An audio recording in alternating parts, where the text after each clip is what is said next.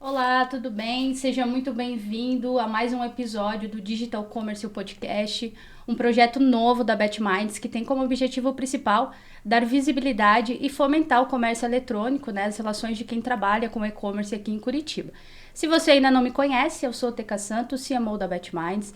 Junto comigo aqui sempre em todos os episódios, né, o meu sócio e CEO da BetMinds, Rafael Detrich. Tudo bem, Rafa? Tudo, e você, Teca? Tudo certo. E olha só, né, para falar aqui do terceiro episódio, a gente traz uma pesquisa, né, uma pesquisa do Future of Retail, realizada pela Euromonitor, a empresa global, né, de pesquisa de mercado, e o Google, que prevê uma projeção de crescimento do comércio digital de 42% até 2025, né?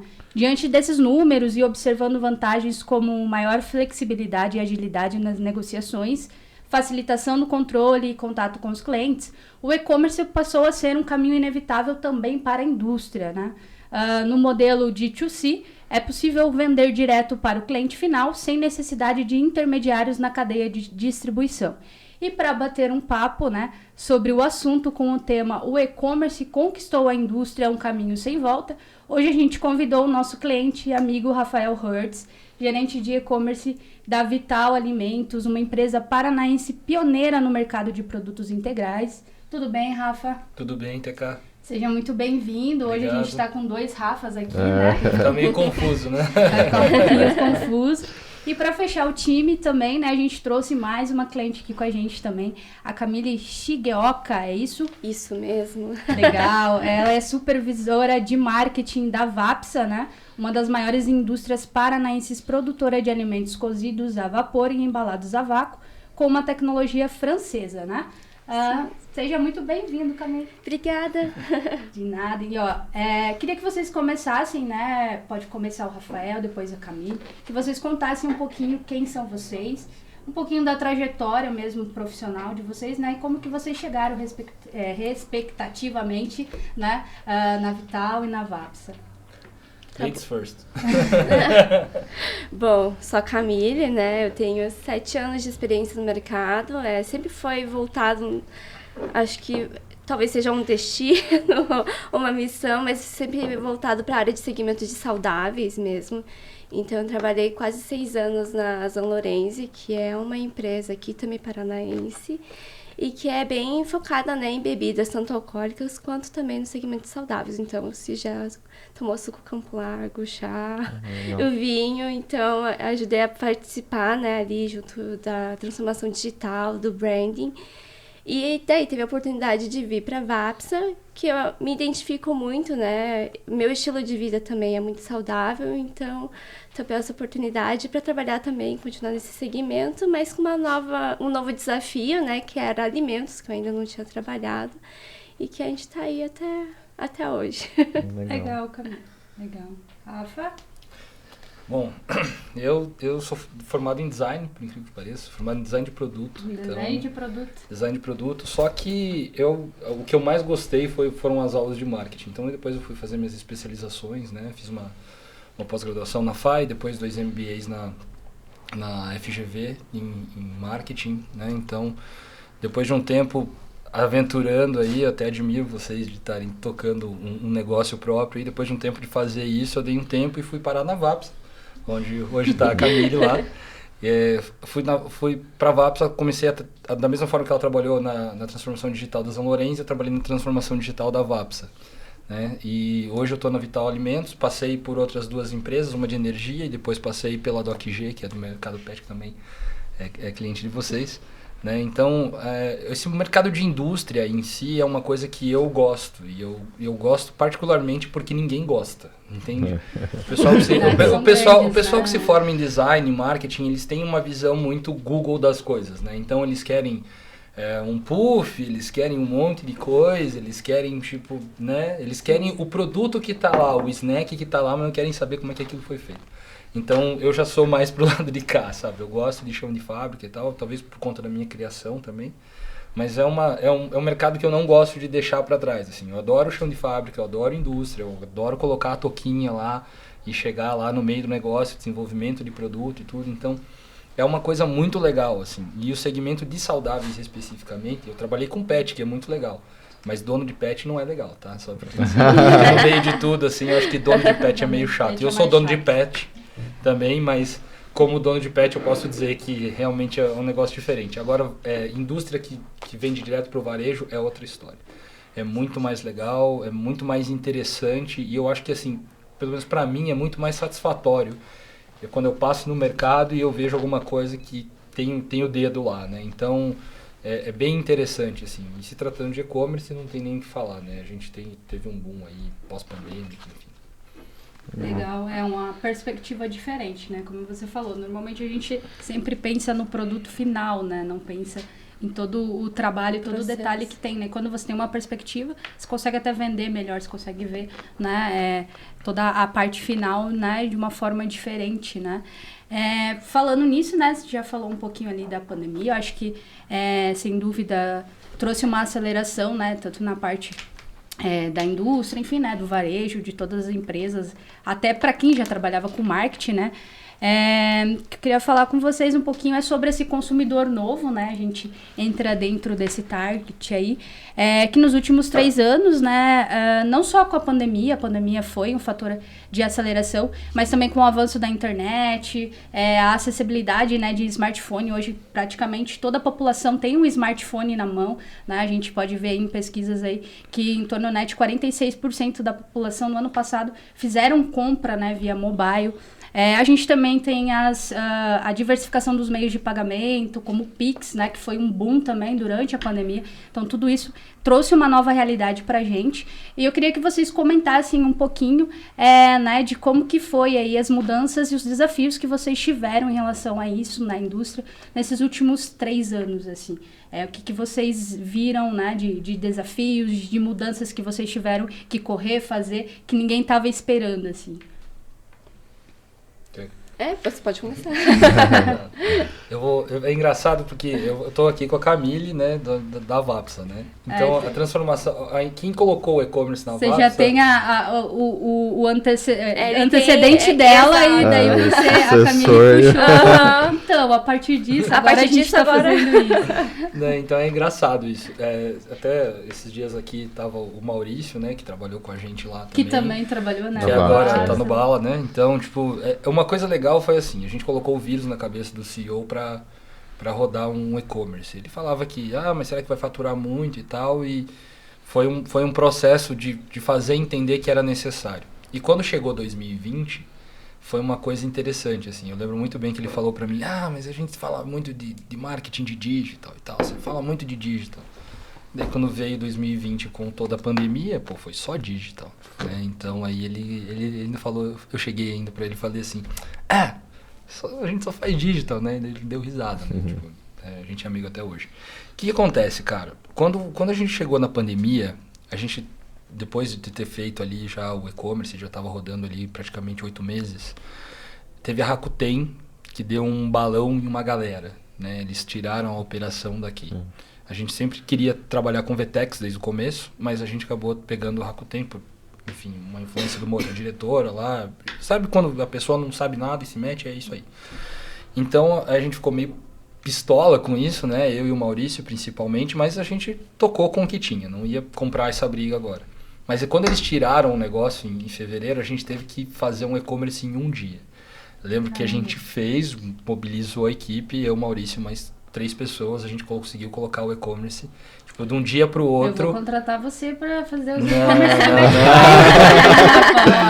16, eu lembro, 16h36 a gente conseguiu faturar o primeiro pedido. Caramba. Depois de uma saída, assim. A gente estava programando entrar em VTEX, né, em setembro, para daí pegar uma Black Friday e tal, e não deu, a gente teve que mudar para loja integrada, que era o que tinha de mais rápido. E aí, logo veio a pandemia, em março, e aí foi quando a gente teve um boom, assim, tipo, faturou muito, tipo, acho que até hoje deve ser o recorde do e-commerce da época, por uma questão socioeconômica, né? De comportamento. De comportamento, né?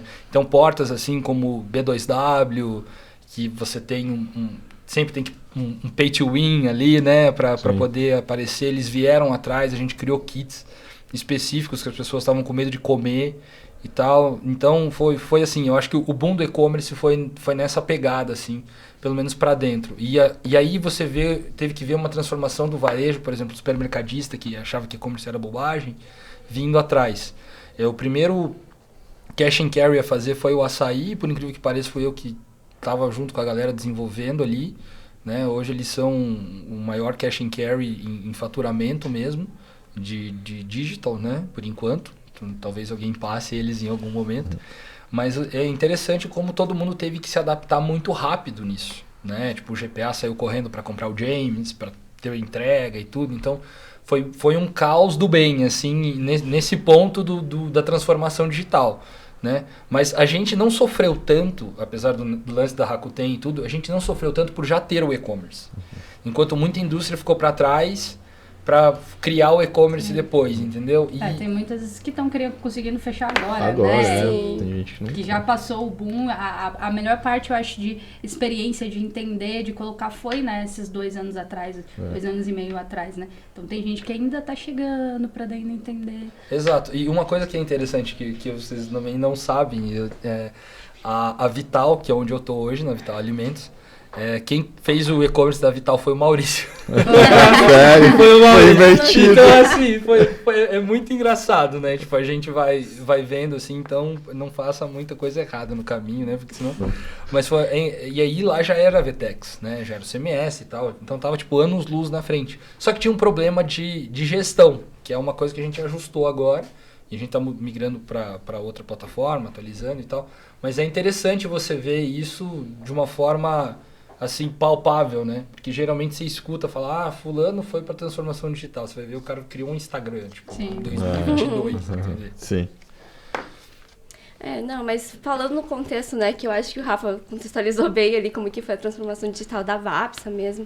Eu acho que de muitos clientes, né, acho que muita indústria teve que passar por isso, mas acho que o consumidor mesmo, ele... foi obrigado a, tipo, parar e repensar. Eu acho que repensar nas tuas escolhas, repensar o que é prioridade para você. E querendo ou não, a pandemia acabou forçando isso, né? Então, eu vejo que o comportamento do consumidor, ele mudou. Comparado quando eu trabalhava ali, né, ainda na São Lourenço, as pessoas ainda não entendiam muito bem o conceito do saudável, da praticidade. Então, acho que a pandemia meio que colou os dois juntos, porque o pessoal realmente precisava disso, né? Tava mais preocupado com a saúde, precisava de um produto mais prático, mais saudável, mas também não podia sair de casa. E daí, como que faz, né? Então, acho que aí vem muito o que o Rafa comentou, dos e-commerces, né? Todo mundo quer comprar, teve que comprar online, né? Mesmo a minha mãe, que não sabia mexer muito na pandemia no começo, foi obrigada a aprender a mexer em aplicativo, em e-commerce, para conseguir fazer a compra de casa ali para receber em casa. Então, eu acho que a pandemia, né, assim, é trágico, né? Foi um cenário bem complicado, mas acho que a gente evoluiu de uma forma que, tipo, em 2 anos, assim, que foi surreal. Mas acho que um dos maiores desafios também, né, que acho muito da indústria, que eu enxergo, é que muita gente segura fazer o e-commerce para não entrar em conflito com o teu próprio cliente. Então, exato, em questão de preço, em posicionamento, que tem cliente que realmente não entende, né? Às vezes acaba não entendendo o conceito e acha que você vai tirar a venda dele. Só que, na verdade, são coisas que acabam se complementando, né? Tem a jornada omnichannel, né? Que cada vez mais a gente tem falado, né? Que não é algo do futuro, né? Algo que, na verdade, já está no passado, né? Quem não está trabalhando no omnichannel já ficou no passado. Já ficou... A gente vai falar um pouquinho mais sobre isso. Daí, só para complementar, né? E realmente, né? Se a gente parar para pensar, né? Toda a população teve algum contato com o digital, ali, principalmente aplicativos, né? Que nem o dado que a TK trouxe, foi de gente comprando e-commerce. Mas quanta gente não pediu um iFood, não pediu um Rappi, fez uma farmácia online que nunca mexeu no celular, ou até mesmo, né, com os programas do governo, né, sociais, que daí você teve que usar um aplicativo do governo e tal, lá da Caixa e tal.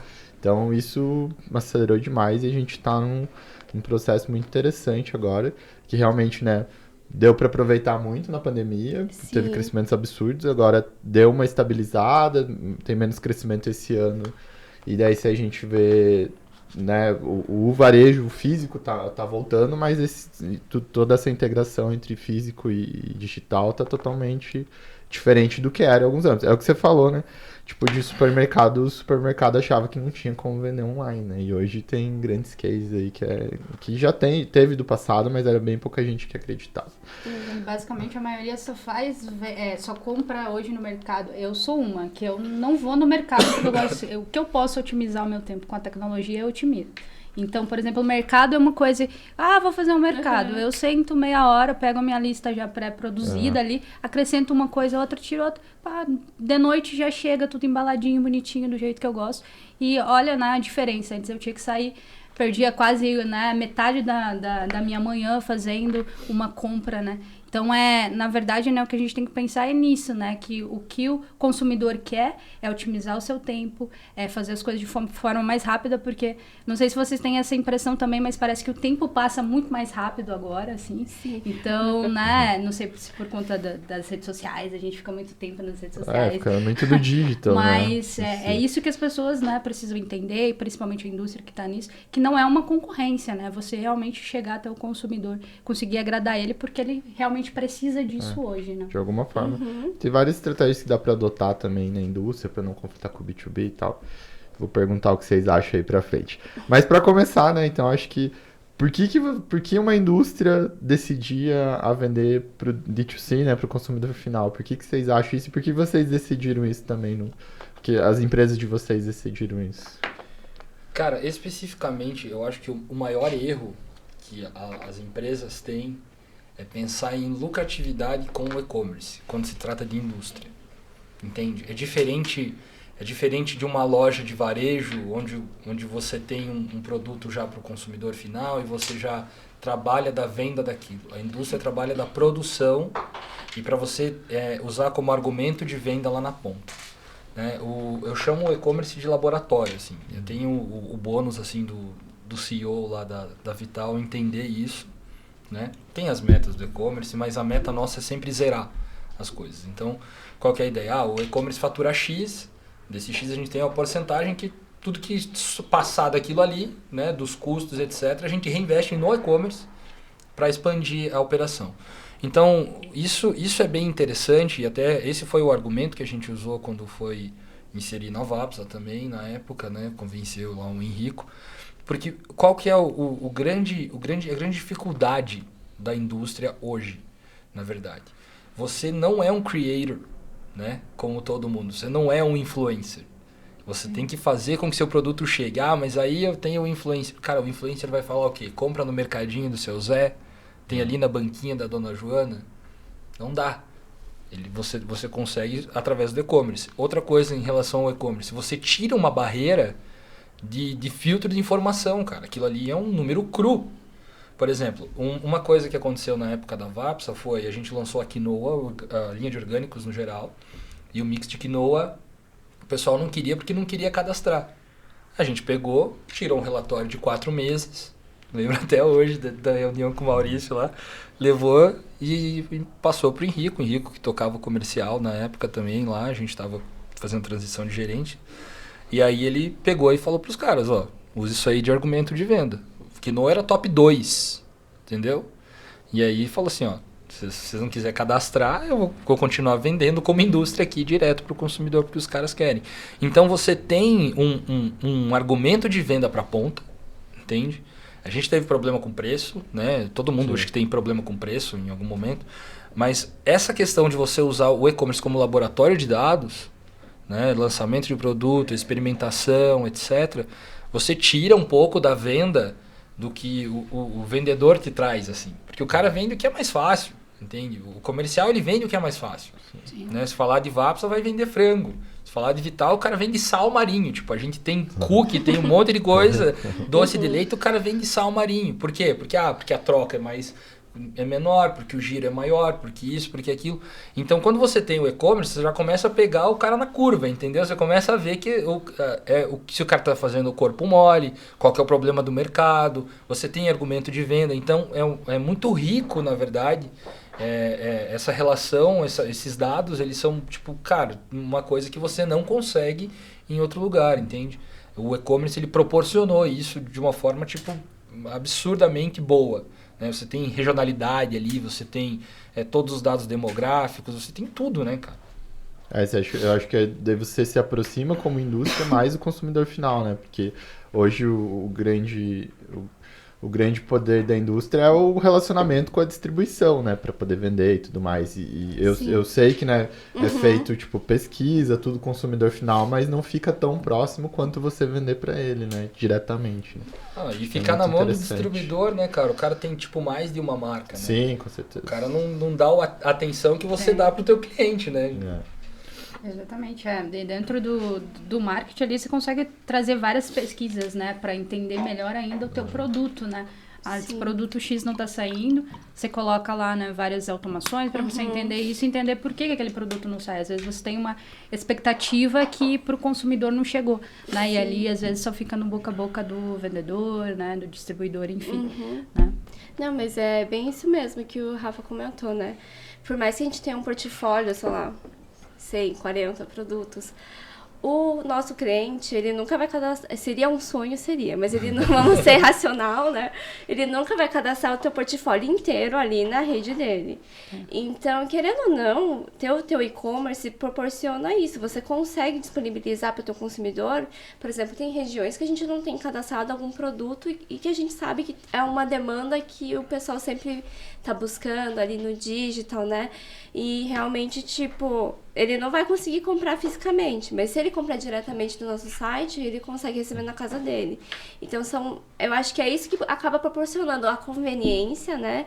E realmente a gente conseguir ter um contato mais direto com esse consumidor e entender quem é o nosso público-alvo, o que ele está consumindo, qual que é o tipo de comportamento dele. Então, eu acho que isso né? Os dados acaba fortalecendo bastante na estratégia do que a gente vai lançar, do que a gente vai, né, fazer de ação, mas o digital é muito rico, né, acho que isso cabe a cada um usar da melhor forma possível. Com certeza. Legal. Bom, a gente já começou a falar um pouquinho sobre isso, né, que vender cliente a cliente, né, para quem é indústria ali, dentro de um e-commerce próprio, né, existem muitas mudanças, não só culturais, comerciais, de operação, de logística, né, mas hoje, assim, se vocês pudessem pontuar uma indústria que está pensando em entrar, que ainda não entrou, assim, vocês pudessem pontuar 3 desafios que elas vão ter para iniciar um e-commerce, né? E o que vocês veem, né, desses desafios a longo prazo, né? Então, digamos assim, 3 desafios para o cara que ainda não entrou e quer entrar, né? Ele está pensando em entrar. E depois, né, para pessoas que já entraram, qual que são os próximos desafios que vocês acham que vão acontecer, né? Vocês passaram já pelo desafio da pandemia, né? A gente tá falando ali dos meios diversos, enfim, a gente falou mais para frente, assim, agora qual que são os desafios? Olha, vendo o cenário atual que a gente tem, eu acho que a coisa mais complicada quando se trata de indústria, quando você vai entrar num e-commerce, né, criar um e-commerce, é a parte logística. Porque geralmente a indústria fatura por atacado, então é uma caixa fechada. Depois você vai ter que fazer um faturamento unitário. Isso parece muito simples. Pra gente aqui é muito simples, pessoa física é muito simples. Mas dentro da indústria, a questão de impostos e um monte de coisa, o Brasil é uma zona tributária, né? A gente faz muito malabarismo tributário no Brasil, né? Por conta, enfim. Então, você tem que pensar nisso. A primeira coisa é, pensa em como que você vai ajustar logisticamente teu estoque ali para separar as coisas unitariamente. A segunda tem que escolher uma boa plataforma. Tem plataforma barata, tem plataforma isso, tem plataforma aquilo.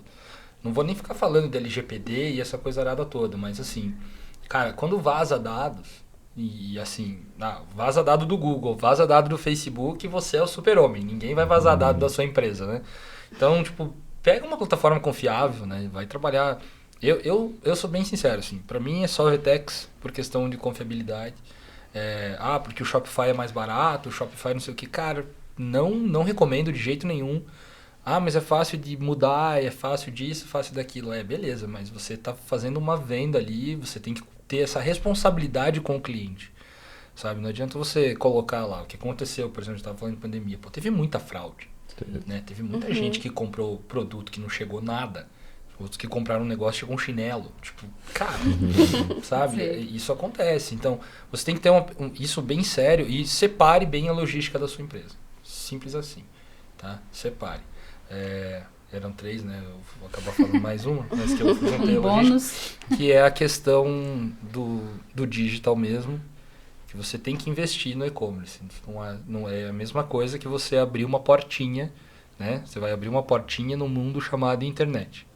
Né? Você vai abrir uma portinha, você vai ter que colocar um cavalete lá na frente, você vai ter que chamar o vizinho, o amigo. Como é que você vai trazer a pessoa para sua portinha? Sim. Né? No meio de tanta coisa. E sem falar que você vai lidar com o cara que vende teu produto no Mercado Livre.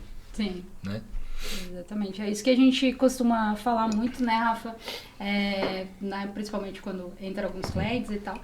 E a pessoa não entende do investimento que você precisa trazer tráfego, né? Se você não investir em tráfego qualificado, você não vai ter pessoas para vender, né? Então a gente faz também essa figura de linguagem de que, cara, é a mesma coisa que você vai abrir uma loja ali na 15, que seja aqui em Curitiba. Você vai ter que investir, as pessoas estão passando, mas como que você vai chamar a atenção? Tem um monte de loja vendendo, né? Ou até mesmo, né, o aluguel que você tá pagando ali já é um investimento, né? Que daí o pessoal esquece do e-commerce, né? Você abriu a loja no meio do deserto lá, acho que é a melhor figura de linguagem, não passa ninguém. Você faz o quê? Aí você tem que chamar né? Tem que trazer tráfego, né? Sim. E hoje a gente tem vários benchmarks de taxa de conversão de mercado e não tem milagre. É aquela taxa ali, sei lá, tem melhores aí que chega a 3%, mas uma média de 1,5% de mercado. Aí não tem, cara, pra você vender mais vai ter que ter gente. E pra ter gente, principalmente o e-commerce que tá começando, tem que pagar, não adianta. Quem não é visto não é lembrado. Dos desafios, eu acho que é bem semelhante ao que o Rafa falou, mas eu acho que o primeiro desafio é realmente a estrutura, né? É uma outra estrutura dentro da tua empresa. Então, isso precisa estar bem alinhado com todos os setores, tanto de logística, né? Faturamento. Então, é totalmente diferente. A área fiscal também. Então, você realmente precisa entender e estruturar isso muito bem. Encontrar parceiros também que realmente, né, tanto o Correios como uma transportadora que realmente compra com prazo ali de entrega. Eu acho que é muito da experiência do que você vai entregar para o cliente que vai fazer a diferença, né? Pelo menos honrar com o que você promete é o mínimo que ele está esperando. Então, ter isso bem certo, né, bem estruturado, ter uma boa plataforma também, porque querendo ou não, às vezes dá alguns problemas, você precisa de suporte, e isso acaba impactando no teu dia a dia, na tua rotina, então é muito importante ter parceiros, né, que realmente estejam ali com você.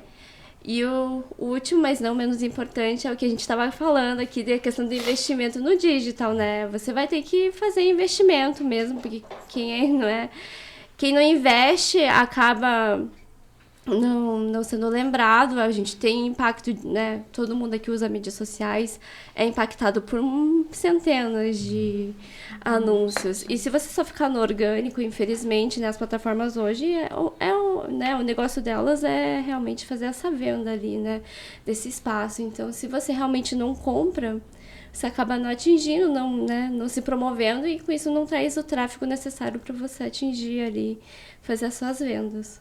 Eu acho que ainda a indústria tem uma vantagem, né, que não digo todas, né, que ela domina o canal de distribuição, mas muitas têm que investir no branding próprio, né, porque elas têm que construir uma marca, né, ao contrário de um varejo que ele montou lá a loja dele lá no ponto e tal, ele aproveita daquele tráfego lá de pessoas que passam lá no ponto, e ela já investe no branding. Então, eu acho que ela acaba tendo um pouco mais de maturidade do que muitos varejistas e e-commerces que só vêm e montam ali, pensando nessa questão do branding, que o branding é muito, né, não é tão quantitativo quanto, né, os investimentos ali no e-commerce e tudo mais, e acho que aproveitar disso e ter essa visão para trazer para o e-commerce ajuda muito, que hoje a gente que trabalha com muitos varejistas e não tanto a indústria, a gente esquece um pouco disso, sabe? Tem uma coisa que acho que a gente esqueceu de falar, tanto eu quanto a Câmara. A longo prazo. É verdade. Pode ser, né? Para vocês que já estão hoje, né? Vocês são nossos clientes ali, né? Vocês já estão, né, bem estruturados em relação a isso. Vocês já têm um faturamento, né? Já estão conseguindo trazer lucro, né? Hoje do e-commerce.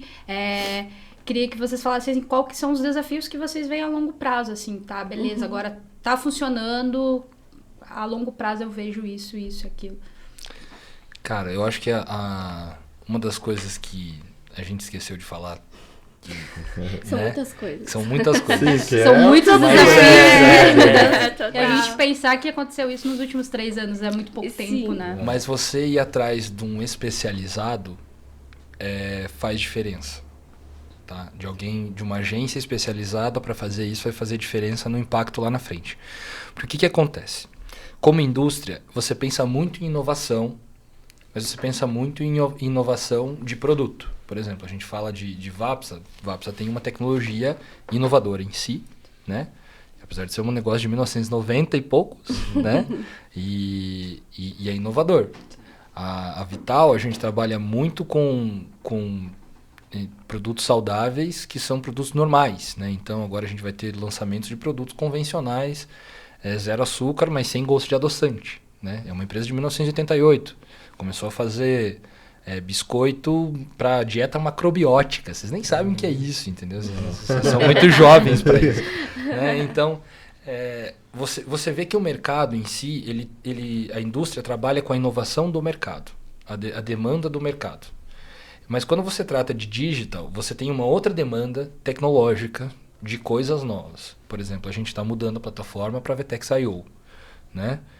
Para sair do CMS, porque, enfim, tecnologias novas, coisas novas. Você compra um celular novo porque o seu velho já não faz as mesmas coisas que o outro. Né? Então, você tem isso no e-commerce e às vezes as pessoas esquecem. Porque, por exemplo, você troca muita coisa de maquinário, você troca a embalagem, você muda o tom de voz da empresa, você vai se adaptando ao longo do tempo. Né? A gente está falando aqui de 2 empresas que já tem mais de 10 anos, mais de 20 anos. Pô. Então, são empresas antigas já. Se a gente comunicasse como a gente comunicava quando eles abriram, a gente era criança. A Cami nem nascida era. Então, tipo, o negócio é muito diferente. A Vital tem a minha idade, exatamente a minha idade. Então, cara, não tem como, a comunicação muda. Só que a gente esquece que a comunicação muda e o e-commerce, a parte digital também muda. Né? Você precisa fazer essa atualização e por isso que a gente tem um parceiro, por exemplo, a gente fala de vocês, faz diferença. Né? A gente trocou, tanto as 2 empresas trocaram, porque o Ballarote trocou. E traz o Maurício para a conversa de volta.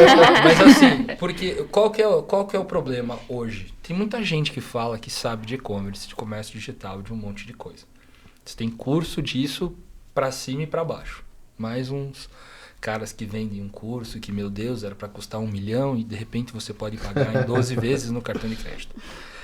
Mas o e-commerce, ele não é uma venda de Mercado Livre, de OLX, cara. Sim. Entende? Ainda mais quando se trata de indústria. A gente estava falando aqui de vender de caixa em unidade, sabe?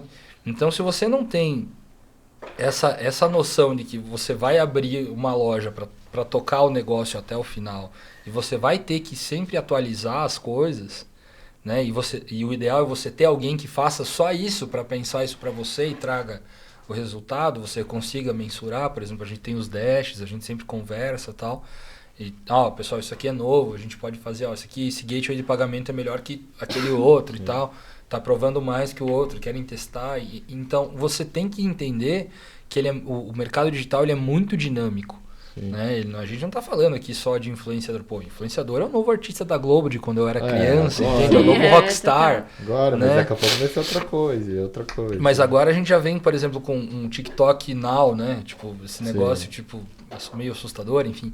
Mas da galera ficar, né, fazendo todas essas coisas. Então, por exemplo, a gente tinha o Orkut, o falecido Orkut, depois a gente teve uma migração de Facebook.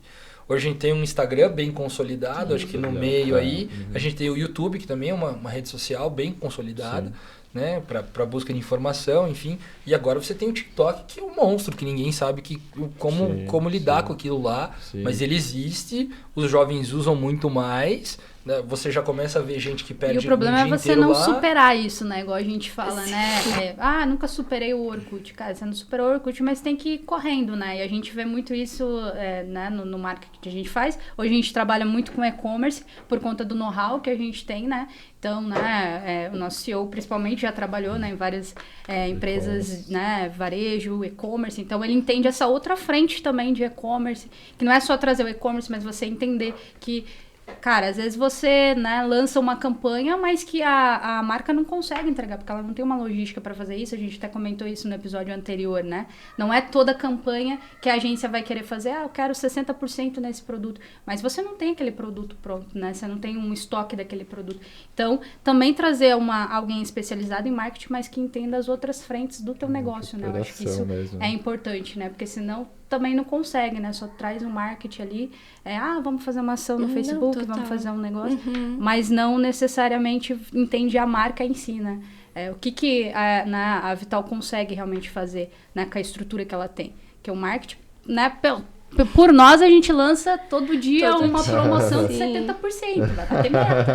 Mas a empresa consegue entregar, vai chegar no consumidor. Exato. Vai conseguir. O marketing só potencializa o que tá bom ou o que tá ruim.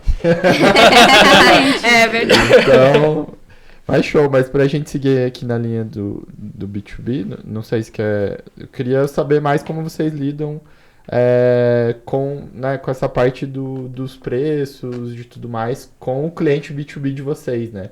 Então, que vocês foram pro D2C, mas fica o B2B ali no meio do caminho, né?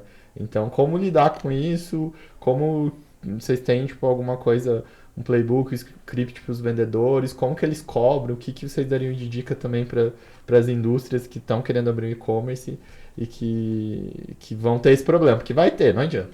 Acontece. E eu sei que também só seguir uma estratégia de pricing e tal, ter só não vai resolver, porque o e-commerce também nem não vai vender. Então, eu queria saber como vocês têm lidado com isso. Então, né, falando da VAPS, assim, eu acho que a gente faz um acompanhamento ali bem próximo com o pessoal que realmente atende esses clientes, então a gente sabe mais ou menos o preço que eles estão aplicando e a gente não foge disso, né? A gente mantém praticamente o mesmo valor. É o que a gente acredita que seria uma política comercial mais ajustada, assim. Mas também a gente, quando a gente fala em promoção, a gente não pode também abrir mão de margem, né? E também a gente tem esse outro lado do marketing que eu acho que é muito importante, que a gente dá esse suporte também para o cliente, tanto na questão, né? Tanto ali no varejo normal, mas também no próprio e-commerce dele. Então, a gente também constrói junto com ele ações de promoções, promocionais, para também ele não ficar ali sozinho, o próprio PDV também. O próprio PDV, porque a gente entende muito que é em conjunto, assim. A gente sabe que a principal fortaleza deles é ter a distribuição que eles têm, né? A questão do local, do omnichannel, de você conseguir fazer a compra, já retirar ali, ou receber na tua casa, ou retirar ali na loja. Mas é muito dessa construção, a questão de preço mesmo, é sempre importante a gente sempre manter uma política de preço de mesmo valor, para realmente não dar esses ajustes. Claro, cada um vai ter uma promoção que vai ser aplicado, né? Vai ter uma promoção do mês, mas é muito disso. A parte comercial, eu acho que... Eu não sei quando começou lá na Vapsa, né? Mas hoje em dia, eles já entendem bastante, assim. Já compreendem que não é um concorrente. Legal. Então, já entende como uma fortaleza pra gente conseguir ir ajustando também e se ajudando entre si. Que alegria ouvir isso, né? Porque a gente fez um lançamento do e-commerce numa feira, Natural Tech, São Paulo. E a gente fez cupons de e-commerce, os vendedores jogavam no lixo. Nossa. Tipo, tá tirando a minha venda. Sendo que, tipo, era uma feira para público final. Tipo, a Natural Tech não é uma feira que é focada no distribuidor, no mercado, supermercadista. Isso aí é APAS, produto, entendeu? Né? Então, isso era terrível, assim. Quando a gente chegou a fazer lá um stand em que a parte de trás eu fiz um e-commerce de QR Code, bem igual a galera fazia na China, assim. Era a ideia colocar isso no metrô, mas daí veio a pandemia, a gente não pôs nada. Né? Não acabou o metrô, né, cara? Vai fazer o quê? Tinha fechado, enfim. Mas eu acho que o grande lance ali, que é problema, por exemplo, no DocG, né? DocG é com franquia ainda. Putz, isso é mais problema. Cara, a gente sabe o problema, porque era fácil de resolver, mas às vezes, sei lá, não tá na pauta do CEO, enfim, colocar isso. Por exemplo, pick-up placement resolveria um problema quando você tem franquias, né? Quando você tem um varejo de supermercado, enfim, o que você faz? Você já tem uma política para ele. E quando eles começam com e-commerce, você pode colocar uma segunda política de e-commerce, que é o que acontece hoje, que as indústrias fazem. A gente faz isso, a Vapsa faz isso. Então, você tem que pensar no site do cara como outra política comercial. Ele vai falar, mas não, mas você coloca uma limitação ali para algumas coisas. Porque, por exemplo, você consegue... a gente tem muita questão que a Camila até falou de mix, né, cara? Pô, a gente tem 300 produtos lá no Vital, né? Saudades quando cuidava disso aí. Você tem mais de 300 produtos lá. Cara, você tem uma seção de saudáveis que você vê no mercado? Sim. Muito cara, pouco isso, se eu colocar 300 produtos meus, ninguém coloca mais nada. Seria o mundo ideal para mim. Eu ia ficar feliz com isso. Mas a gente sabe que não é. Então, quando você vai para isso e começa a entender, você pode ter uma política comercial diferente para o cara ter todo o seu mix, né? Todo o seu mix on demand lá no e-commerce dele. E ele não vai ter na ponta, mas ele tem no e-commerce e você consegue trabalhar isso com ele, entendeu? Hoje o varejo já é um pouco mais maduro, assim, de entender que você não está competindo, você está fortalecendo a marca para ele vender mais, inclusive dentro do mercado, por exemplo. Vai ter lembrança de marca, né? Sim. Exato, por exemplo. Teve a questão da greve dos caminhoneiros lá atrás, não sei se... Sim. Começou a faltar coisa, né? Foi o grande case do trade da Vapsa na época, foi esse, né? Não tinha hortifruti, não tinha nada, e você viu Carrefour em São Paulo, tudo cheio de caixinha assim em cima, né? Porque a galera não tinha mais o que comprar e a gente conseguiu espaço na época para colocar as coisas. Então, você tem que entender essa questão da oportunidade, principalmente no digital. Quando o cara tem um e-commerce, sei lá, você vai vender num varejo específico, faz uma política diferente. Por que fazer, por exemplo, questão de afiliado? Né? Colocar um programa de afiliado lá dentro. Coloca o cara lá para ganhar um pouco.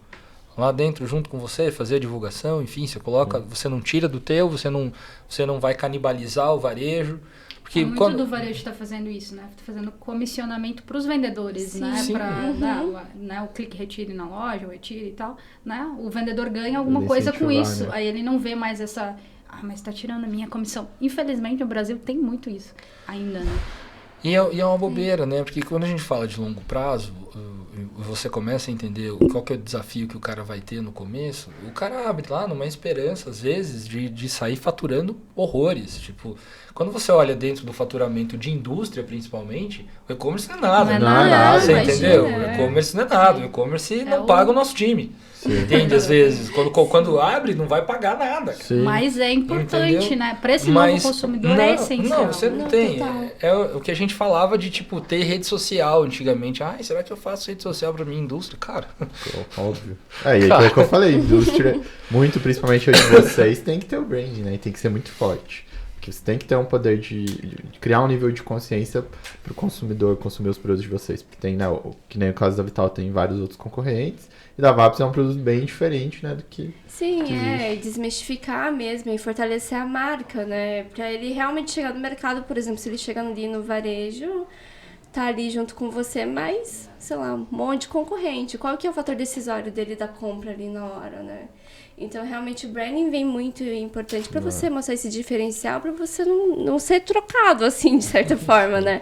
Mas, realmente, para ele sempre tá aquela lembrança, putz, Vapsa, né, Vital, Sim. enfim, porque no varejo mesmo, cara, é uma guerra. Assim, é guerra. E a gente volta àquela questão do smartphone, né? Todo mundo tem o smartphone, seja com 3G, aqui em Curitiba 5G, mas, né, a gente eu acredito que vocês também, a gente vai comprar qualquer produto, cara, eu tô com o celular ali e vou ver, esse produto, vou lá, entro no site para ver se é realmente aquilo que eu preciso, então, né, ele faz parte, né, da jornada de compra, né? Não é algo, o cara tá comprando. Cara, às vezes eu vou no mercado pra comprar, ou eu vou na loja pra comprar, eu pesquiso antes, daí de repente eu tô da ideia, de repente eu decido comprar no online, daí, não, acho que na verdade eu vou voltar, vou comprar lá. Então, tipo, né, então a gente tem todo essa questão que a indústria também entra nisso, né? Tem a sua porcentagem de responsabilidade né, para crescer a marca. Hoje, né, tem o estudo do Google mostra, né, principalmente lançou uma atualização de campanhas que veio de Smart Shop para Pimax, porque um cliente chega a fazer até 500 pontos de contato entre digital e físico até comprar um produto, entende? Principalmente produtos de maior valor agregado e tudo mais, móveis, é bizarro, a pessoa vai lá na loja, vê, pega o produto, daí depois vai lá, vê online, vê especificação, vê tamanho médio, usa o AR se tiver. Então, é bizarro, eu tive experiência recente, até falei numa live, nossa live foi assim, eu comprei na Tokstok, fui lá na Tokstok, voltei, testei, medi, e daí fui lá no online, pesquisei no Google Orgânico, daí vou falar que é do orgânico, e acabei pagando no online. Daí aparece mesmo lá, né? Mas eu tô investindo aqui, ó, as vendas são tudo do orgânico. Como que você justifica o investimento em marketing? Eu provavelmente tive mais de uns 500 pontos de contato, né? Se levei, tipo, uns 15 dias pra comprar, assim, então... Pra ver como a jornada hoje tá muito mais complexa, né? Que antes era você pesquisava por preço, mais barato, comprei, tchau. Mas agora é muito tipo de produto, é muita opção, muita entrega, coisa, né? Às vezes você paga mais, eu quero antes, hoje entrega eu pago pra mim menos e aceito ficar assim, 7 dias esperando. Eu particularmente uso muito o Mercado Livre por causa do full, só pra chegar no outro dia e pago mais caro. Normalmente é isso. É um diferencial, né? Diferencial. Pra mim, entrega é tudo. Eu sou ansioso pra receber as contas. Sabemos. Só quem mandou alguma encomenda pro Rafa sabe o desespero. Né? Você fala, vamos mandar um negócio. 2 horas depois, já mandou? Não, o Rafa é o cliente chato, não chegou. Então não chegou ainda. Não chegou ainda. Tipo, 2 minutos. Por isso que eu vou lá no Mercado Livre, eu sei que vai chegar no outro dia, ele não precisa perguntar. Mas você sabe que isso é uma coisa que hoje, a jornada do consumidor, o cara, quando vai no online, ele já entende que ele vai ter que esperar.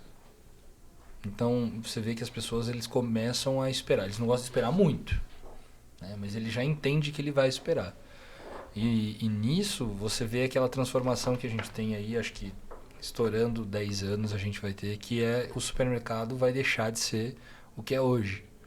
Né? Ele vai continuar existindo com gôndolas, com as coisas, mas você vai ter um espaço reservado da sua indústria, onde você vai lá e você decide que produto você vai colocar, o cara vai pegar, comprar, o mercado vai ser só uma extensão da indústria. E isso é uma coisa que muita gente não está olhando ainda.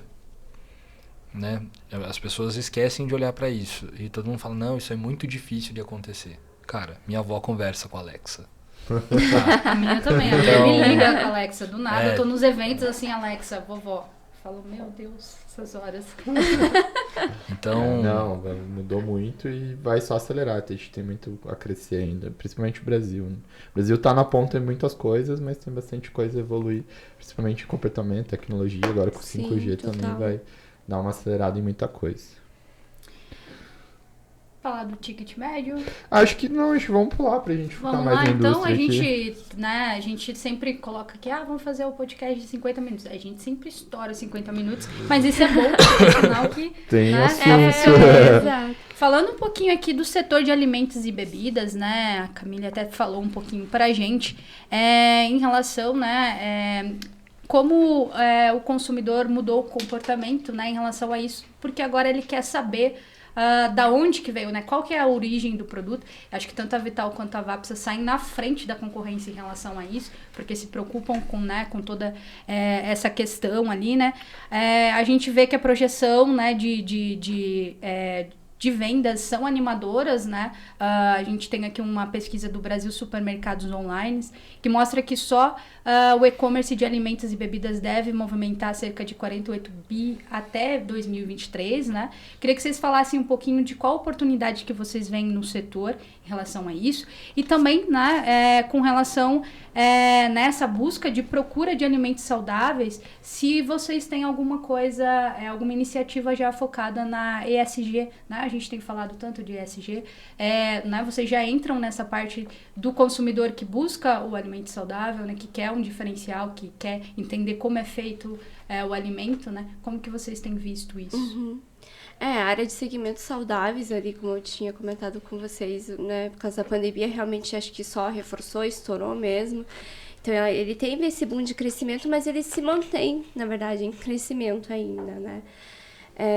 Muita gente, mas agora como teve esse crescimento, muita gente viu uma oportunidade, né, de adentrar, né, entrar nesse mercado.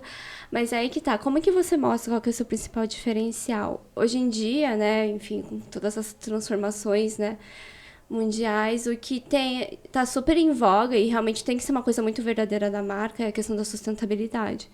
A marca está preocupada com o meio ambiente, ela está preocupada em manter esse negócio de maneira sustentável junto com o mundo. Isso é uma coisa que a gente sente, eu sentia muito também quando a gente cuida na Zona Lourenço com a Campo Largo, e reflete muito também ali na Vapsa. Então, a gente é muito cobrado sobre isso, o que tem sido feito, o que vocês têm de diferencial, quais que são as iniciativas, né, nesse aspecto. Então, a Vapsa já, desde o ano passado, a gente tem uma área que é só focada em meio ambiente.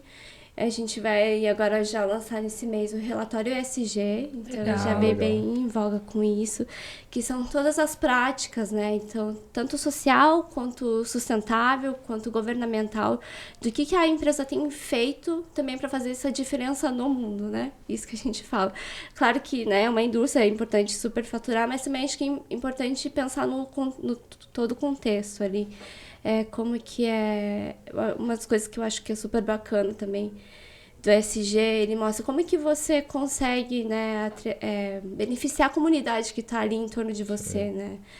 Então, tem toda essa iniciativa de doação de alimentos, de palestras educacionais ali junto com as escolas, para realmente fazer essa reflexão, porque a gente acredita muito que a criança, né, está ali em formação, ela vai ter a gente plantar, né, a sementinha para ela realmente ter essa consciência no futuro. Mas a gente vê que isso é muito forte e realmente isso é um dos diferenciais na hora da compra.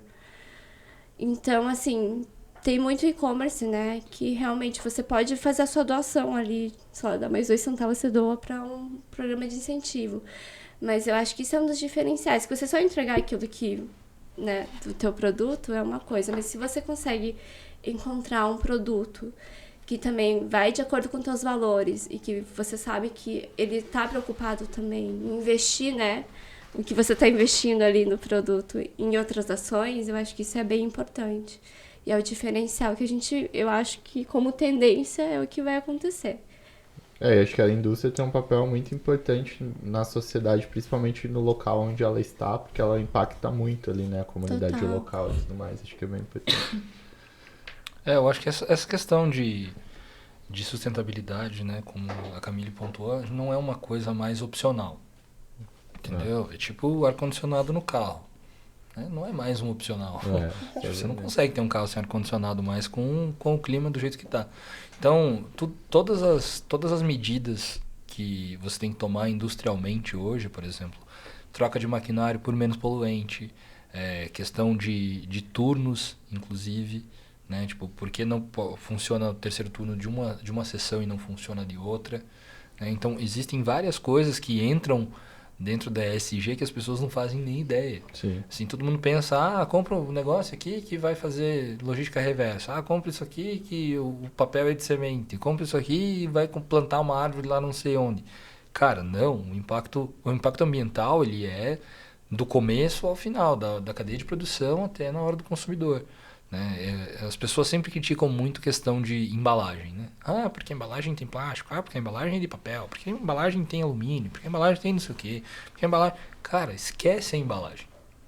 Esquece a embalagem, que é muito mais profundo que isso, né? É muito mais profundo que isso. Isso vem da educação do colaborador, no processo de fabricação e na hora da questão do consumo consciente.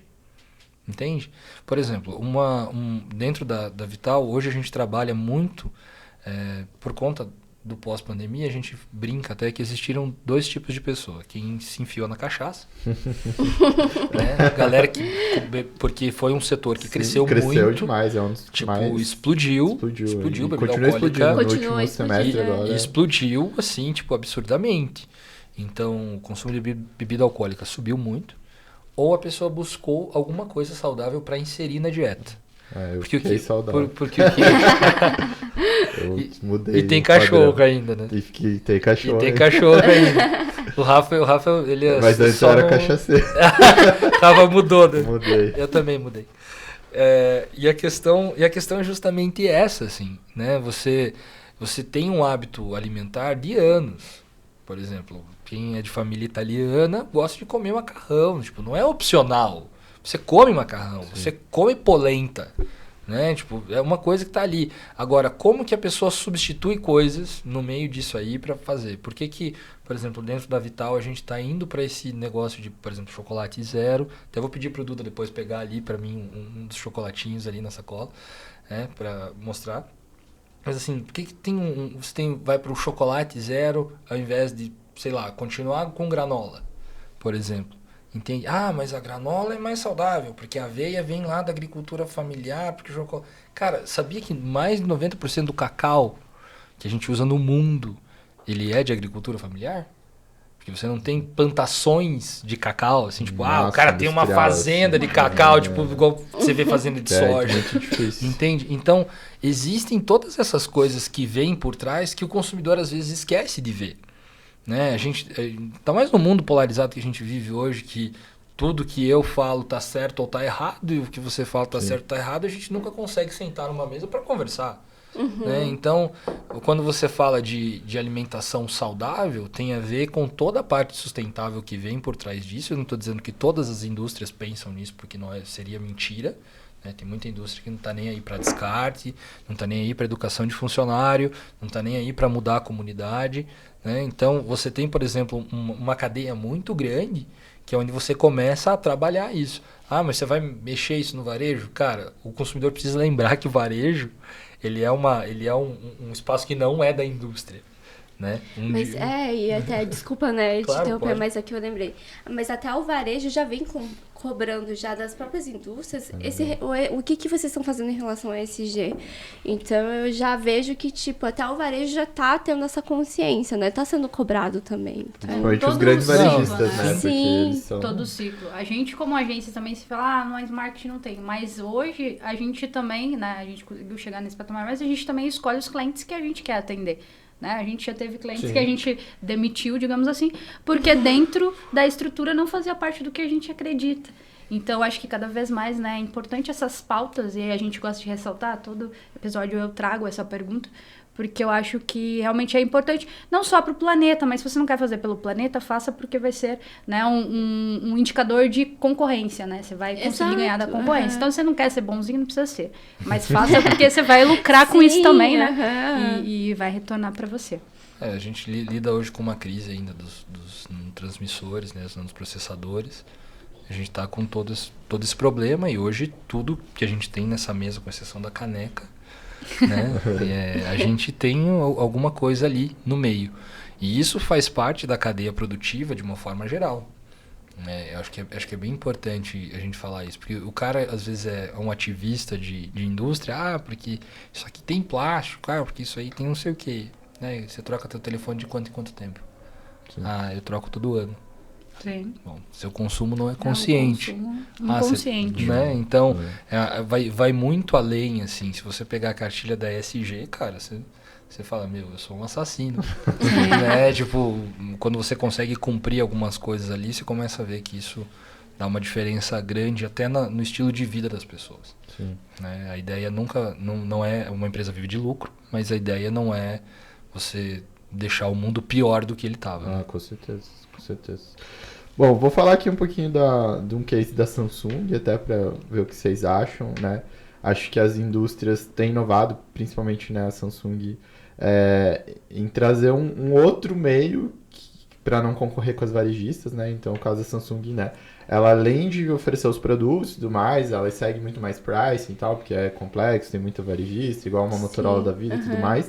Mas aí, para se diferenciar no digital, ela traz toda a parte que o varejo é muito deficiente, né? Que hoje lá na Samsung, eles têm uma loja online de serviços, tanto instalação de ar-condicionado, seguro para o smartphone, também tem estratégia de trading que eles fazem de vez em quando, tipo, que você pode trocar o seu smartphone novo pelo antigo, porque eles reciclam, fazem todo o processo deles. O que vocês acham disso? E como vocês acham que talvez vocês poderiam também aproveitar algo nesse sentido? Ou acham que tem algum tipo de oportunidade de além do produto também vir para essa linha do serviço, ou mesmo no produto que conseguiria agregar que o varejo não consegue, né? Porque a indústria tem esse know-how.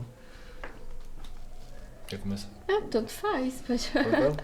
Vai. o que eu acho que é bem legal da Samsung que ela entrega, né, nessa questão de serviço mesmo, é realmente complementar com um diferencial, né? Tipo, eu pode ir lá na tua casa fazer entrega, montar, enfim, eu não lembro exatamente tudo que você comentou ali, Rafa, mas é de realmente pegar algumas coisas que você sabe que vai ser muito mais burocrático para o varejo conseguir fazer ali, né, no dia a dia dele e conseguir aplicar isso para você.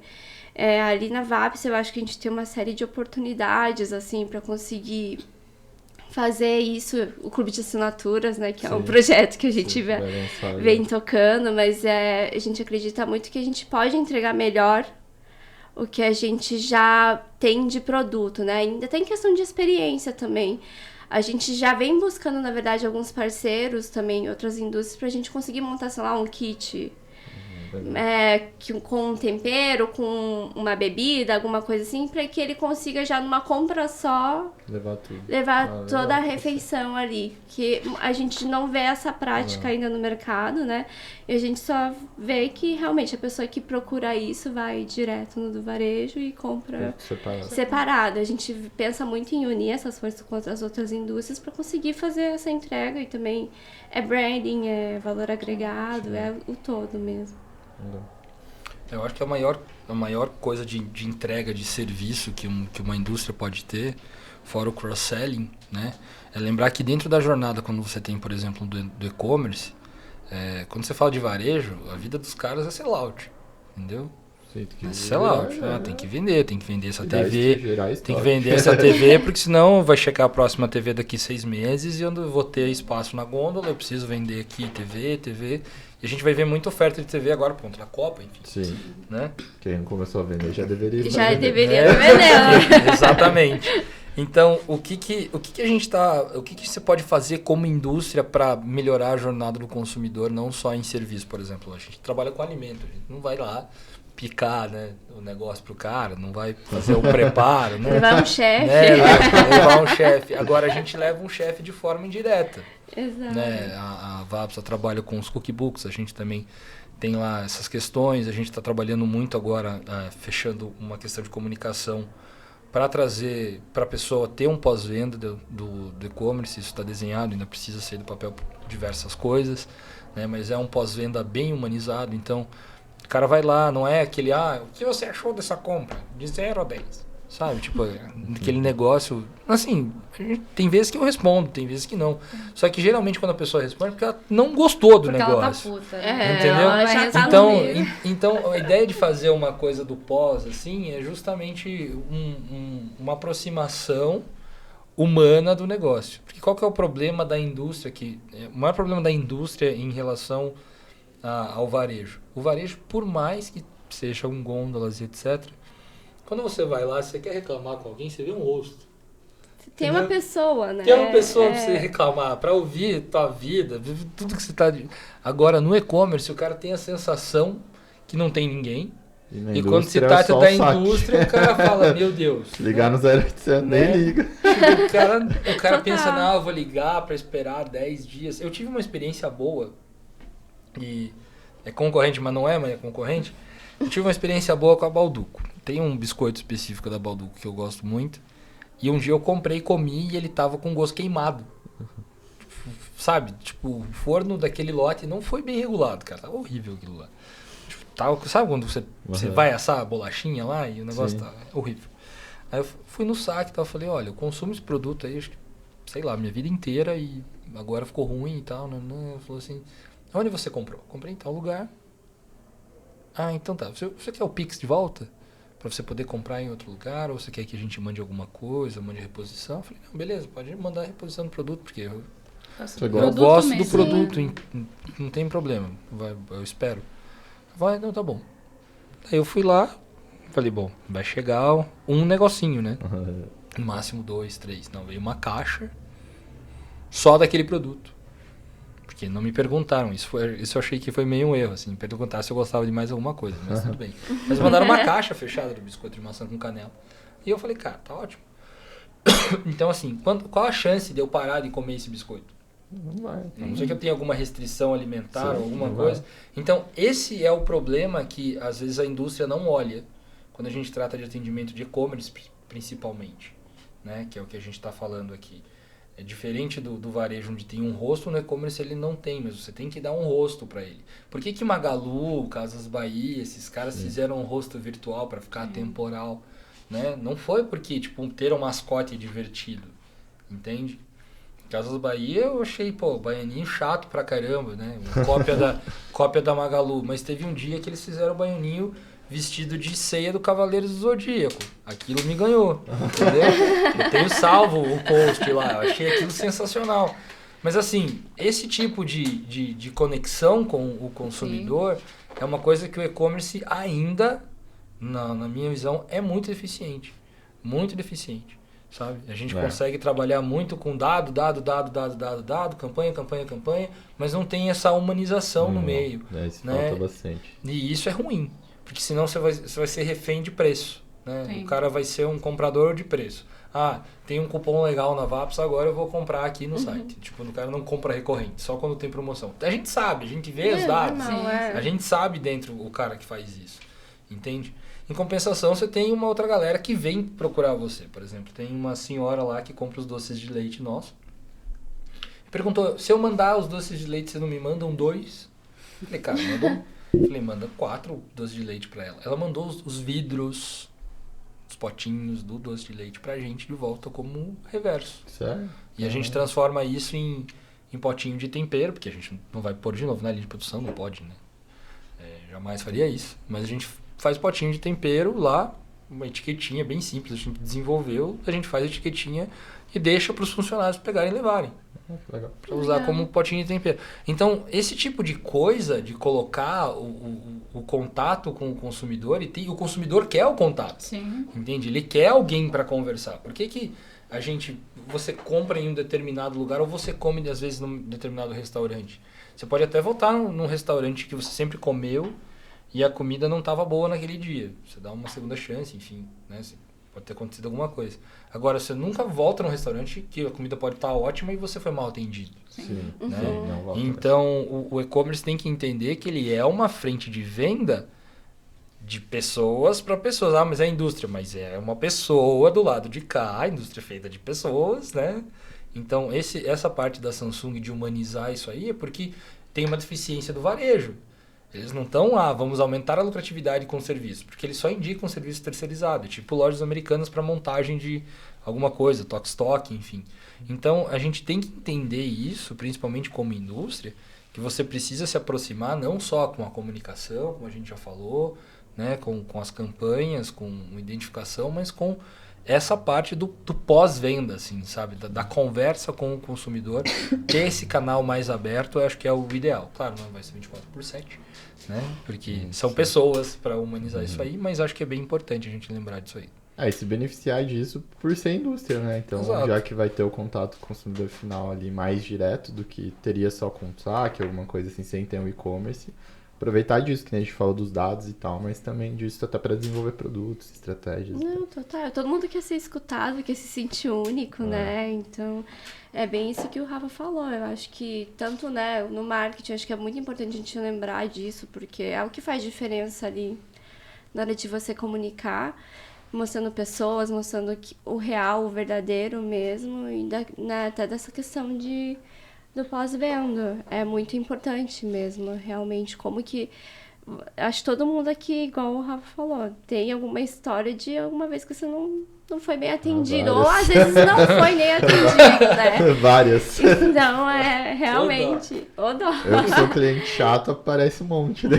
Total. Mas realmente, Exatamente. Ontem mesmo eu tive uma situação dessa, tava esperando uma resposta de algo lá, fazia já uma semana que a gente queria lançar um negócio lá na Batminds e nada de resposta, aí manda pra análise, vem, eu falei, meu Deus do céu, já perdi o timing do negócio, aí eu fui lá, tinha um e-mail bem anterior lá com a questão do 1 ao 0, né, aí da NPS, 1 a 0, fui lá e coloquei 1, e falei, por conta disso, daquilo. Cara, não deu 10 minutos. Alguém te ligou. Eles já resolveram o meu problema. Eu falei, gente, eu vou fazer isso mais vezes. Mas, né, por que você tem que chegar Nesse nível, a deixar, né? Pro cara te dar um lá pra ferrar pra você fazer isso? Eu não gosto de fazer isso, né? Mas é porque realmente eu já tava com a minha paciência já tinha perdido o time, né? Na questão, nem vou falar qual que era o serviço, mas é algo que a gente, né, não deve fazer. Pra gente fechar aqui, eu vou fazer mais uma, não sei se você tem mais uma. Acho que eu vou fazer mais uma. Mais uma? Então, pra gente fechar aqui, eu queria que vocês falassem quando que uma indústria deve decidir que chegou a hora de ter o seu próprio e-commerce. Assim, vocês falassem de forma mais rápida ali, pra gerar um cortezinho lá do Reels. Quando que vocês acham assim que realmente ele tá nesse cenário, vale a pena o cara parar pra realmente, né, investir em um e-commerce? Cara, ontem. Eu ia falar, isso que eu acho que eu ia falar, já. Tem muito, né? Eu acho que tem muita gente que já nasce, né, nesse perfil mesmo. Nativo, né? Eu até lembrei agora, a própria Amaro, né? Ela nasceu no digital mesmo. Toda a operação dela foi o digital. Depois que ela começou a abrir os guide shops, enfim. Sim. Então eu acho que a galera tá ali, já tá consumindo, eu acho que tem que, igual o Rafa falou, pra ontem, já. Mas toda indústria, vocês acham que deveria estar? Cara, toda indústria deveria ter um e-commerce. Independente do que seja, toda indústria deveria ter um e-commerce. Desde, por exemplo, eu dou suporte para uma empresa que faz parte do grupo nosso, que não tem nada a ver com o core business da Vital, que é peças para agro, para reposição de agro, né? Para reposição de trator e etc. Cara, precisa de e-commerce, porque o vendedor não consegue chegar na ponta para fazer o negócio. E assim, é um e-commerce para consumidor final? Não, é um e-commerce B2B, é diferente. É um e-commerce onde você encomenda comigo a peça X do seu trator, eu vou produzir essa peça e vou mandar para você entregar para o seu cliente que você vai fazer a instalação. Você entendeu? Mecânico. Então, o e-commerce, ele tem que sair, as pessoas têm que sair dessa ideia de pessoas vendendo para pessoas, indústria vendendo para as pessoas e lembrar desse lado do B2B que é muito forte. Por exemplo, quando a gente trabalha hoje, a gente está abrindo lá o canal de food separado, né? Para a gente poder vender para distribuidor doceiro. Porque a gente tem cobertura zero chocolate, zero açúcar, né? Cobertura de chocolate zero açúcar. A gente tem um monte de coisa ali que o atacado doceiro usa e hoje você tem tanto o pessoal mais saudável, fitness, enfim, né? Quanto o pessoal que é da dieta restritiva. Então, entender que o e-commerce ele faz parte disso, cara, você vende não só para Camille, você não vende só para o Rafa, você não vende só para o TK, você vende para BetMinds. Entendeu? Você entender que você vende para BetMinds, que você vende para Vapsa. A gente faz isso o tempo todo. As pessoas só não perceberam ainda. Então, independente qual seja a sua indústria, compre, abra o seu e-commerce, fale com alguém especializado, né? Ligue para 0800. Mas é verdade, porque senão você vai abrir um negócio e não vai conseguir dar um suporte. Né? Uma coisa que eu acho que é bem importante é lembrar disso. Né? A pessoa precisa trabalhar com alguém especializado nisso. Não tem experiência nenhuma, procura alguém especializado para fazer. Não vai querer fazer sozinho, que não vai dar certo. Você vai ter que fazer de novo aí. Esse que é o problema. Vai ter que fazer de novo, que é o que a gente mais... o que a gente mais faz. Chega o cliente e diz, gente, vamos refazer aqui do início. Então, e daí para fechar aqui, né, acho que é uma pergunta que todo mundo que ouvir vai querer saber sobre a indústria. E daí depois a gente só fala da Black ali. Sobre a tecnologia, porque a indústria, ela tem outro tipo de tecnologia, né? Tanto dos processos internos, tanto de RP e de faturamento. E aí você pôr um e-commerce é totalmente diferente. Queria saber se vocês tiveram que adquirir algum software específico, daí para fazer tanto a logística, tanto o faturamento específico para o e-commerce, ou conseguiu adaptar da tecnologia, se foi muito difícil, se isso foi muito burocrático, como que foi esse trabalho, que eu tenho certeza que vai ser a dúvida de todo mundo, porque não é só montar o e-commerce, cadastrar os produtos manual ali, tem toda uma integração por trás, tem faturamento que daí começa a ser CPF, não mais PJ, e daí você vai ter que ter adquirente de pagamento, que uma indústria, né, não tem, ele é diferente, os formatos, então muda tudo, e eu queria saber nessa parte de tecnologia o quanto vocês sofreram, o que aconteceu e como que foi o processo. Tá bom, vamos lá. São É pra fechar. São 3 indústrias de e-commerce aí com que eu acabei fazendo algumas adaptações, né? A Vaps, a gente tinha uma mudança de RP junto na época da mudança do e-commerce, foi caótico. Hoje o Sank deve estar funcionando bem, né? Mais ou menos, mas ainda, se você ainda tem esse problema, o que acontece? Se você é uma indústria, a solução que eu achei hoje na Vital, tá? Pegue um ERP separado para o teu e-commerce, onde você faça só um lançamento de remessa depois para dentro do seu ERP normal de indústria. Que é isso que eu ia pensar, que o ERP Porque... de indústria é totalmente diferente. Não, né? e assim, beleza, tipo, o Sank na época da Vaps estava numa parte de integração e tal, e ainda tem um monte de retalho lá. A DocG também, que também tinha um outro problema dentro do ERP lá, né, que era um ERP da ONI lá, bem OMI, né, bem fraco também. E aí a gente tem hoje, na Vital a gente tem o SAP. Cara, é o melhor ERP do mundo, mas é o mais travado também.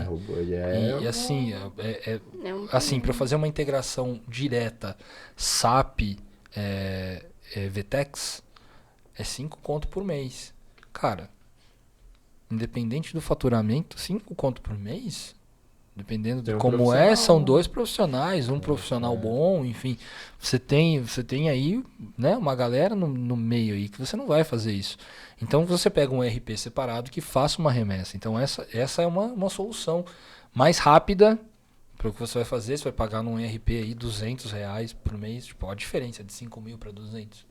Né? Você vai fazer isso, cara, e você vai resolver um problemaço que é a questão fiscal.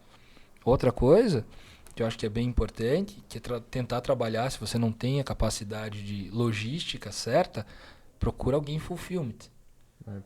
Procura alguém fulfillment. O cara faz isso o dia inteiro. Né? Ele vai te trazer um feedback de coisas. Coisas que me incomodavam, assim. Eu passei por indústrias onde eu recebia a encomenda, parecia um malote de droga, assim, tipo, era horrível, entendeu? E cara, tipo, a experiência do cliente vai fazer diferença ali. Ele receber uma cartinha junto, um produto extra junto, sabe? Você tá lá com o teu produto para vencer dentro da indústria que não vai conseguir entrar no varejo, dá um produto extra, né? Vai para cima de alguma coisa nesse sentido, trabalha isso de uma forma efetiva. Né? O cara do fulfillment vai te trazer isso que você não vai pensar como indústria, porque você está acostumado a fechar a caixa e mandar para o varejo. Né? Então, se você é indústria, tem que trabalhar isso urgentemente. Assim, trabalha alguém de fulfillment que faça isso e pega um cara especializado para tocar, porque senão você tá lascado ali. E o RP separado. É o jeito é o jeito mais rápido e prático de você ter um controle fiscal e não dá problema lá no que você está lidando hoje. Né? E o Sank lá dele atende a indústria e o e-commerce, então foi migrado já para ter toda essa sinergia. E bem o que o Rafa comentou, se não tiver com a tal plataforma, né, do teu e-commerce, não conversar com o teu RP interno, realmente é uma série de problemas, é bem mais complicado de você conseguir colocar no ar, fazer a operação todo tipo de maneira automática, assim, se você tem um manual. Ainda a gente tem, né, mas alguns probleminhas de integração, mas pensar que todo parceiro que você fechar de logística, ele vai ter que fazer uma integração, né? Sim. Então vai ter ali com o teu sistema. Que é diferente da indústria que é B2B, que é tudo carga fechada. Exato, eu acho que essa opção que o Rafa falou é possível, acho que é bem mais fácil, né? Não monte o e-commerce manual, não me faça isso. Não, porque depois você vai ter que fazer tudo de novo. Vai ter que fazer tudo de novo. Não, tá doido. Tem que ter integração, tem que estar com o RP, tem que estar redondo. A operação é bem mais importante do que só chegar lá e vender. Exato. E vamos falar aqui, né? Esse episódio tá a poucos dias da Black, né? Uma expectativa grande aí, né? Tanto para nós, como agência, para vocês, como cliente. Queria que vocês falassem um pouquinho qual a expectativa de vocês da Black desse ano, juntando com a Copa. Né? Vocês estão otimistas? Não tão otimistas? Como que vocês estão vendo aí esse mês de ofertas e vendas e libera estoque, vai? Pode falar, tanto faz. Eles estão tirando 2 a 1. 2 a 1. Parou ímpar. Cara, na verdade. Black Friday se tornou uma coisa interessante no Brasil, assim, né? Agora já é uma coisa consolidada. No começo, você ainda tem que cuidar muito com golpe, né? As pessoas sofrem golpe sempre por ganância mesmo. iPhone é R$100, né? A galera E o pior é que as pessoas vão comprar. Ai, né? Esse que é o pior. né? E fala, mas se eu perder, sonho do perdi brasileiro. 100zão. Falei, cara, faz diferença pra mim, né? Mas esse ano a Black Friday vai ser um pouco diferente, assim, pelo que a gente tem visto de pesquisas, né? Há uma tendência das pessoas comprarem muito mais na Black Friday, não no nosso segmento, tá? No nosso segmento, infelizmente, vai ser muita coisa de eletrônico, principalmente coisas relacionadas à Copa sim, e com certeza. etc. Né? Tem muita gente esperando o Black Friday para comprar TV.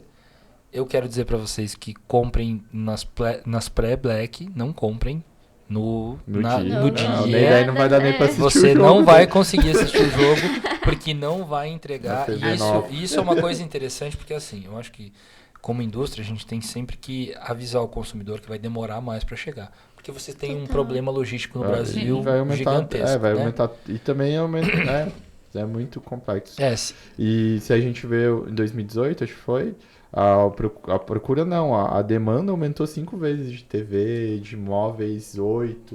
Imagine com a Black na mesma época, Sim, né? daí pra entregar tudo isso. Não vai, não adianta. Não Tanto vai. que daí eu falei, né? Os varejistas já deveriam estar vendendo agora e tal. Exato. E o que tiver de promoção, aproveite, porque também vai ter a questão de estoque, escassez, tudo. e você tem no brasileiro, a Black é a compra de Natal. Eu não sei vocês, mas assim, por exemplo, a maioria das pessoas que eu conheço compram os presentes de Natal no Black Friday, Sim. né? E você paga em 12 vezes, né? Eu tenho um monte de conta que eu vou terminar de pagar agora em novembro pra eu comprar mais coisas, entendeu? Esse é o brasileiro. É sobre isso, né? E você tem a questão de gente que viaja também, por exemplo. Sim, Se a você viagem tem aumenta bastante. muitas viagens, na Black Friday você compra o ano inteiro. Sim. Seguinte, entendeu? Você compra no cartão de crédito, deixa lá. Sim. Então, esse tipo de coisa vai mexer muito com a questão não só logística, mas vai mexer muito com o comércio eletrônico esse ano. A gente tem aí uma questão também de demanda, né, retraída aí da galera segurando coisa para comprar agora. Por causa Então- da economia, das eleições e tal. Eu não tô tão otimista assim, mas que bom que você tá. Não, Em relação às vendas. Eu acho que alguns segmentos vão explodir, mas no Sim. geral, acho que, na minha visão, acho que não vai isso. eu acho que dessa vez sobe justamente pela questão econômica mesmo. Não, a gente tá mais bearish do que bullish, né? Mas ainda não se Mas eu acho que é ainda o que vai justamente, acontecer, né? eu acho que é tá muito- justamente por isso, assim, Pode sabe? ser, Os caras vamos vão ver. querer Deus economizar e vão shows. comprar na Black. Que bom. Também. Vamos ver, Amém. vamos ver. Tô esperando. Tô tímido. Lá na VAPS a gente tá um pouco mais pé no chão, a gente tá otimista, a gente sabe que a Black é esperado por todo mundo. É um período que a gente tem, né, picos de faturamento ali no nosso e-commerce, mas como o próprio Rafa falou, a gente tá esperando muito para ver o que vai, né, acontecer com esse cenário político, Isso, né? Eu acho que tem muita gente insegura ainda do que realmente de gastar, do que vai acontecer. Mas a gente, claro, sempre fica otimista, né? Claro. Com certeza. E os Mas- produtos de vocês são de recorrência, né? Não, É fato total, que os consumidores que já consomem não vão deixar de consumir. exato. Principalmente no cenário atual, que eu penso mais na Black como um todo, assim, de produtos de compra por impulso, de outras coisas, acho que vai ser mais tímido. Fora os produtos que nem se falou, de Copa e tal, que eu acho que vai aquecer bastante. Eu acho Sim, que é né? isso que total. vai aquecer mais, porque quando a gente fala de 2018, você teve acho que foi o segundo, antes de 2020 que teve a pandemia, foi o maior pico do e-commerce do Brasil. Não né? me recordo. Ele foi o maior pico do e-commerce do Brasil, né? Em relação, assim, proporcionalmente, né? Porque todo ano entra gente pro e-commerce. Sim, vai todo aumentando a ano aumenta. receita, Todo ano Sim, aumenta, né? sim. Mas o 2018 foi um grande pico, 2020 foi outro pico, Sim, foi 2021 já 40% não de foi. Já não foi. Mas foi 23%, é bastante ainda. Ah, sim, mas ainda não foi uma coisa tão O que agressiva. a gente não consegue, antes a gente tinha mais, a gente conseguia meio que ter uma projeção das coisas, né? O que eu tô percebendo nos Sim. últimos 3 anos, no pós-pandemia, é que a gente não consegue projetar tão perfeitamente como que vai ser as coisas, porque mudou agora, de por tudo. exemplo, é o primeiro ano sem pandemia. Então já mudou, a gente já consegue ver, né? Os Uma meses retração, de agosto, aumento de setembro, outubro varejo. já diminuiu, mas ainda é crescimento maior do que foi os anos 6%, anteriores, né? agora esse Eu acho que semestre. esse que é o cenário que é um pouco mais difícil da gente projetar o que realmente vai vir, né? Eu acho que tem aquela questão que você falou da digitalização da jornada do consumidor lá no começo, sabe?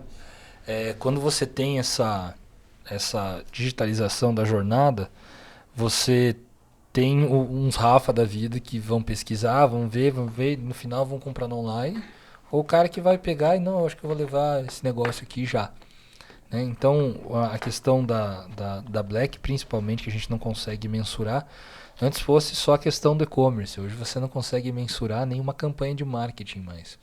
Porque ficou aquele negócio de todo mundo tá no marketing, todo mundo tá no marketing, todo mundo tá na rede social, e aí você já não consegue ter uma previsão saudável. Eu acho que, infelizmente, as previsões astronômicas que a gente sempre fez dentro do digital lá no começo, lá, quando não era usado para vender, não ocorrerão mais. Serão cada vez mais conservadoras. Quem vem com um número astronômico está mentindo.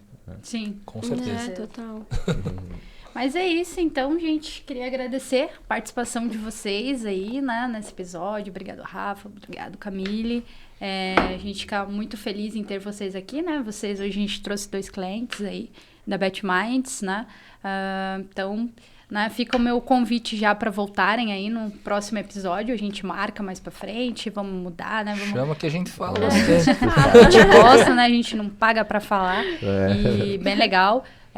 Gostei muito de, né, todas as coisas que a gente trouxe aqui. Acho que trouxe bastante insight, bastante coisas aí pra gente voltar né, na nossa operação e colocar em ação e rever algumas coisas, né? Eu acho que esse é o objetivo.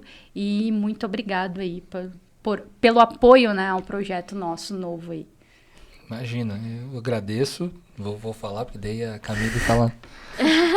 Eu agradeço porque isso é bem legal, é uma iniciativa de coisas que a gente não tem. Hoje a gente tem muito podcast falando de muita coisa, né? E a gente não tem alguém falando de e-commerce especificamente. Principalmente localmente aqui, né? A gente quer fortalecer aqui a região, que acho que falta bastante coisa aqui.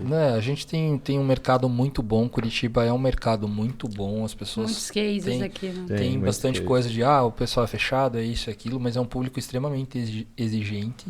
Então, quando você se dá bem aqui, dificilmente você vai se dar mal fora do país, né, de uma forma geral. Então, é bem legal essa iniciativa de vocês. A gente tem muita indústria muito legal aqui. A gente tem muita gente boa que acabou vindo para cá. Hoje, Curitiba é o maior berço de startup, né? Já saiu de Florianópolis para cá, por diversas questões. Então, é muito legal. Obrigado. Chega. Obrigada pelo convite, né? É uma honra estar aqui falando. Meu primeiro podcast. Participar, acho muito chique, né? Muito chique.